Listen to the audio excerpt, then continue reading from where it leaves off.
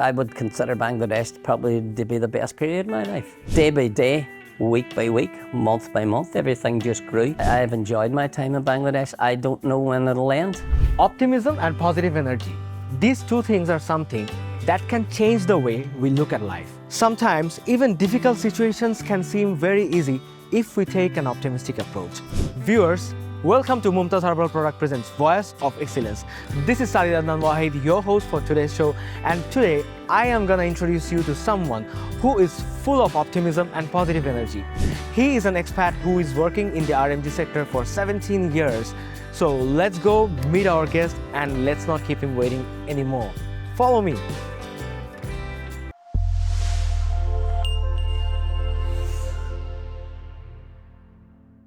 Viewers, let us welcome our today's special guest, Mr. Raymond Mcnutt. Hello sir, welcome to the show. Thank you for inviting me. Thank you for managing this time to do this interview and letting us do this interview in this club. It's a privilege.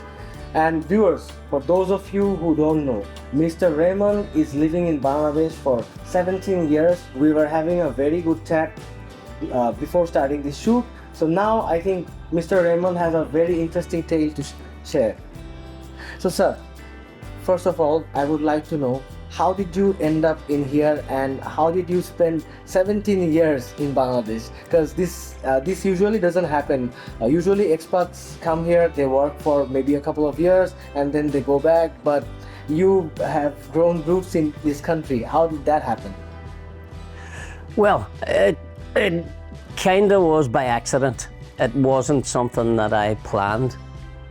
For me, I was at a stage in my life where I was looking for a change. I had just taken 2 years off work, and I was looking to change direction, you know. So it was just one of them times in life where, you know, I never planned to come to Bangladesh. It was more, I wouldn't say accident, but I was at a time in my life where I was kind of at a crossroads with my career. I was looking at maybe changing direction, but you know, and then I was offered a job in Asia. Now, Bangladesh was not my first choice, to be honest. It was my third. But when I said I would move, I first said, you know, I was given 3 choices: India, Bangladesh and China. I did pick China, to be honest, but the guy came back to me and said, look, with your skill set, I would like you to go to work for us in Bangladesh because we feel that's where you'd be utilised. And so I said yes, you know, and for me, it's turned out to be a very good part of my life. I took a leap of faith. I knew where Bangladesh was, but I knew nothing about it. I knew that it was in Asia. I knew it was a third world country. And I thought this would be interesting. I'll go. I'll give it a chance. And if it works, it works. If it doesn't, it doesn't. And for me, it worked. I came to Bangladesh on the 23rd of November, 2009. Then I spent a month just setting up an apartment, looking at the job, looking at the surroundings. I felt comfortable with that. And then I said, I went home for Christmas, 2009, came back January 2010. And then I just settled in. So I decided I'm going to give it 6 months. You know, but within a number of months, I knew I was comfortable. I was happy that Bangladesh had a golf course. That was my main concern, to be quite honest, when I first came, because I love golf. And Komatula obviously is a place where I've spent a lot of time, and that was one of the game changers for me. The job I wasn't too worried about because it was something I've done all my life. I haven't done anything else, you know. So once I get settled in, you know, the job, and I started working day by day, the confidence, and not the confidence, it's more being comfortable. In Bangladesh, I started to get more comfortable with the culture, you know, with the place, you know, where I lived and how it worked. Obviously, being a member of a club like this always helps. because you meet like-minded people here. Bangladesh is not a place, I believe that it doesn't suit everybody, you know, but you can't expect it to be like home, you know. You have to adapt when you move, you have to adapt to that culture, that place. Not totally, you know, but there are certain things, I think, different countries, different rules, you know, they all have, you know, once you find your comfort zone, once you find, you know what you like, and if it's there, it works for you. The two biggest factors for me in Bangladesh obviously was, you know, I can play golf and I can do the job that I've always done all my life, you know, so that was a good start, you know, so that worked for me. So day by day, week by week, month by month, everything just grew. I grew comfortable with the place, I grew comfortable with the job, you know, and that's how I ended up in Bangladesh. Wow, yeah. That's a pretty interesting tale. And viewers, wait, there's more, because when we were having the off-the-record conversation, I got to hear some parts of Mr. Raymond's life that's really gonna inspire you. So we'll be coming to that. So now, Mr. Raymond, back when you came here, you started off in the R&D sector and you have been working in here for more than 2 decades. So what was it like when you first stepped in? How was our R&D sector like from your POV? From my point of view, I first felt when I stepped into a factory in Bangladesh in 2010, and I don't mean this with any disrespect, but I felt that I was looking at where I was 30 years ago. You know, because 30 years ago at home was we had loads of factories as well. The city that I came from, Derry, in the north of Ireland, we had hundreds of factories. We were like Bangladesh. It was a core part of the economy. Loads of factories, you know, and that's what I felt. Cause, you know, then once I stepped into a factory here, so that gave me that kind of confidence that I was, you know, I can help here. I can see, you know, issues where I've dealt with before. I can see what I can do, I can see how I can help people, you know. So, you know, when I seen that, you know, it raises your confidence. I feel I'm good at the job I do and I liked it, but when you see that, you think, I can add value here. I can help these people. I can do it because I love working in factories. And that's the way I felt. And that then probably all adds up. It probably added up the way I stay here so long, because I was comfortable what I was doing. I was good at what I was doing, and I was able to help people here. I'm hoping in the length of time that I was here, I was able to inspire people. I was able to help them. So sir, I'm very curious to know one thing, which is usually when Westerners or someone from a developed country comes here, and when they see all this mess, the dirt, the pollution, and a different kind of climate, they get depressed easily. But you didn't get fazed or bothered by all this. Instead, you took an optimistic approach.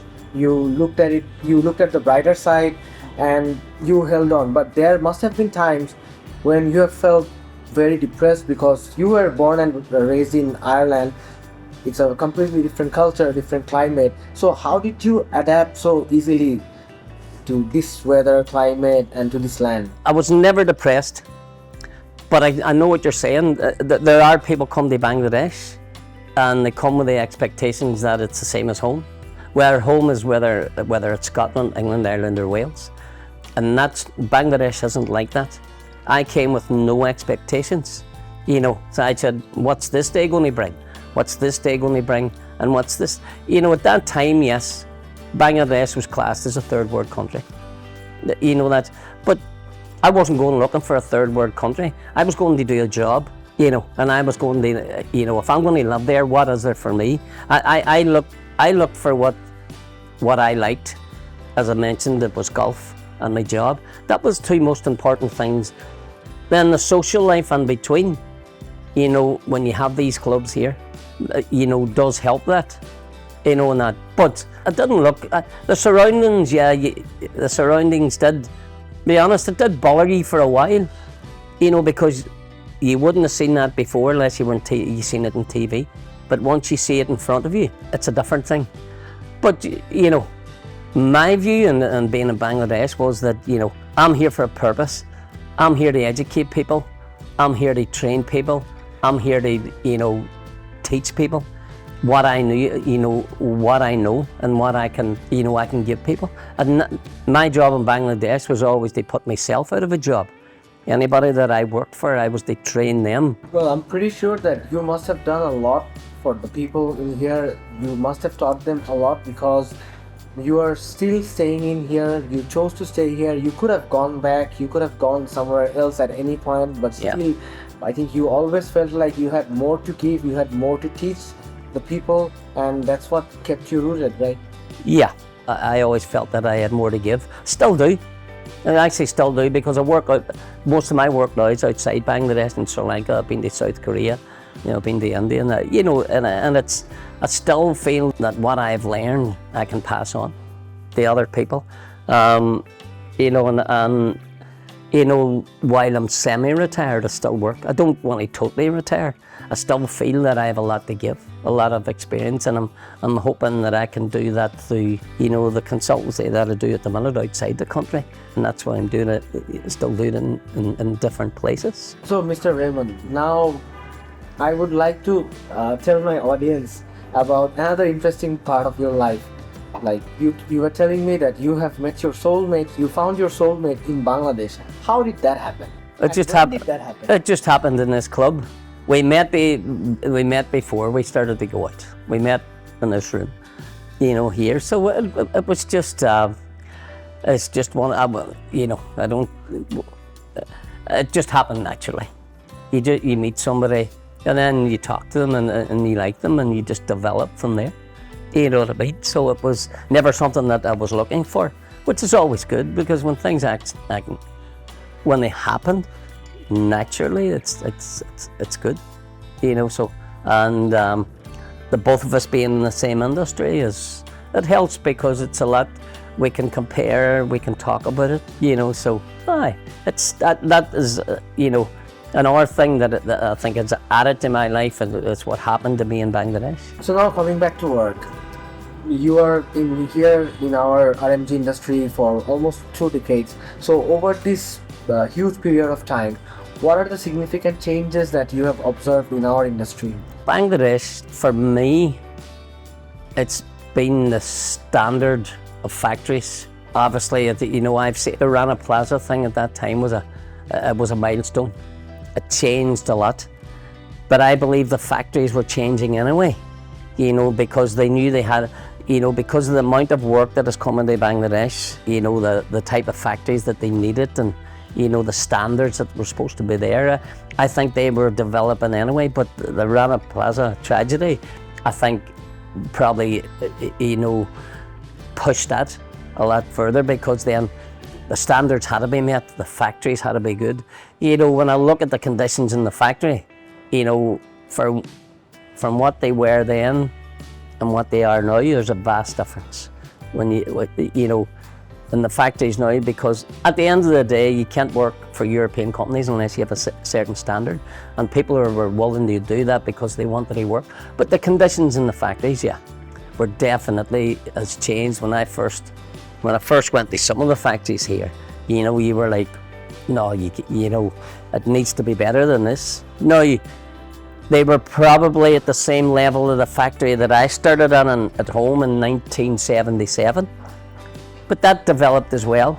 So I kind of knew that, because of the way it developed at home, I knew it was going to be the same in Bangladesh, because as the work was going to come in, then you needed better conditions. The conditions need to be right for your workers to work on, for them to be comfortable, for them to enjoy it.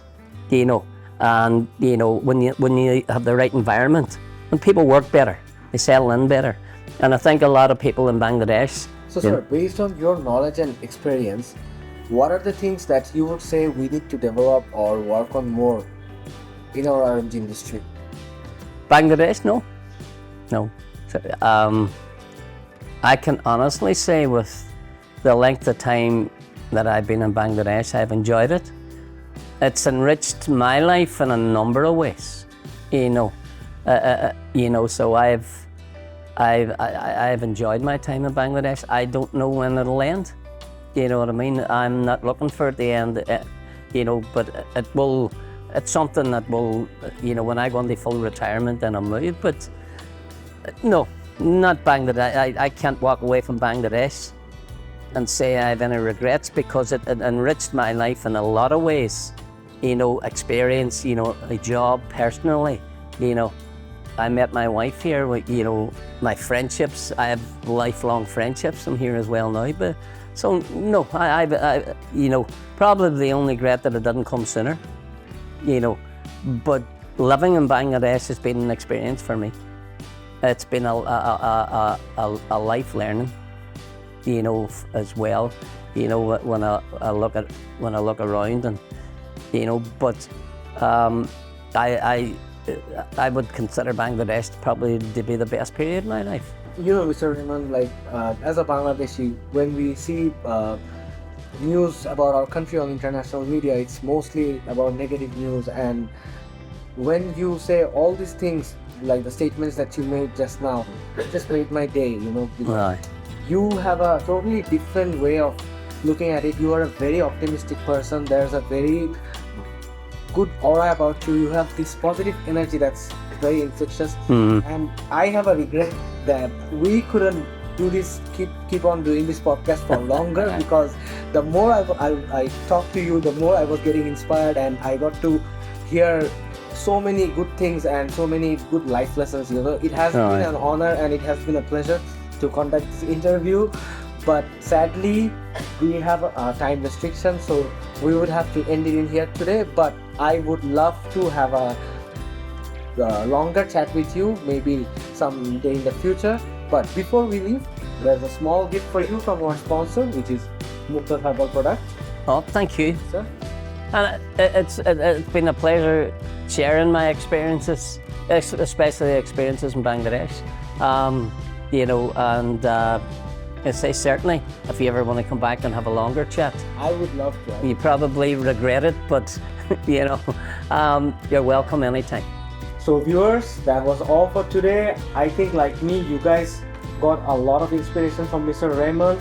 So all the best wishes for him for his rest of his stay in Bangladesh. And we're gonna meet next week with someone as inspiring as Mr. Raymond. Till then, take care. Bye bye.